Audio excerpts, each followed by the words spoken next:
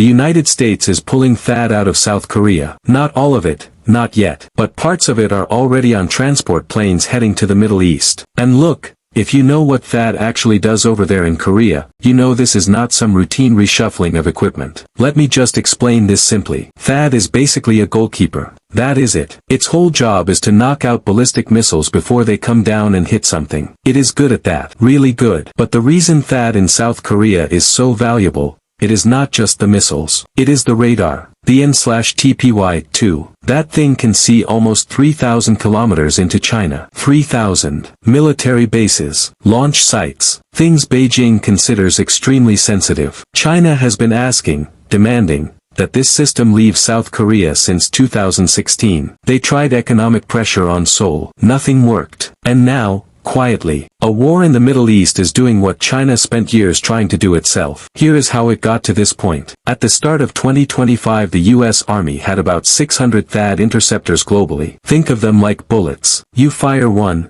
it is done. Gone. And making a new one takes months and costs a fortune. Now between June 13th and June 25th last year, that is not even 2 weeks, America fired over 150 of those interceptors. Just for Israel, one location, 12 days, 25% of everything they had worldwide. Just like that. Then it got worse. A second system went into Jordan. Iran kept hitting back. Harder than Washington expected, honestly much harder. And 2 of those radars in the Middle East were destroyed. Not damaged, destroyed. So now America is not just short on interceptor missiles. It needs radars too. And the only place those radars exist outside the Middle East on foreign soil is South Korea. Right now analysts are saying maybe 200 interceptors are left. Some say the real number is even lower. So you have a war still going. Radars destroyed. Stockpile almost gone. And the closest available hardware is on a peninsula that sits right next to North Korea. South Korea hosted THAAD because it needed that protection. North Korea has a serious ballistic missile program. Everyone knows that. And now Seoul is literally watching C-17 cargo planes land at Osan Air Base and leave with their missile defense equipment loaded on board. The South Korean president came out and said it himself. His country cannot keep relying on Washington for security. And honestly,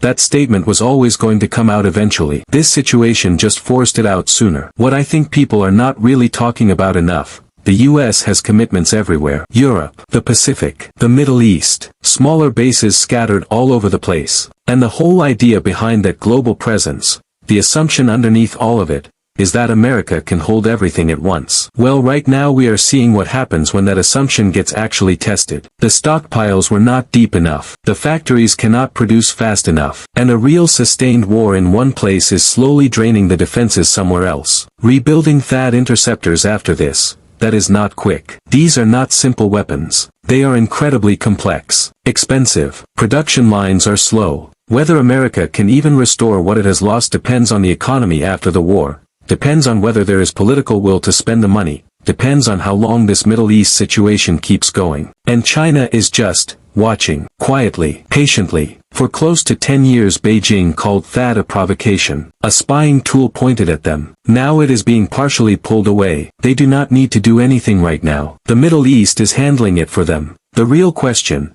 the one Washington does not seem ready to answer openly, is whether America can actually fight a serious conflict in one region without silently weakening itself somewhere else. What is happening in Korea right now, that is the answer showing up whether anyone asked for it or not.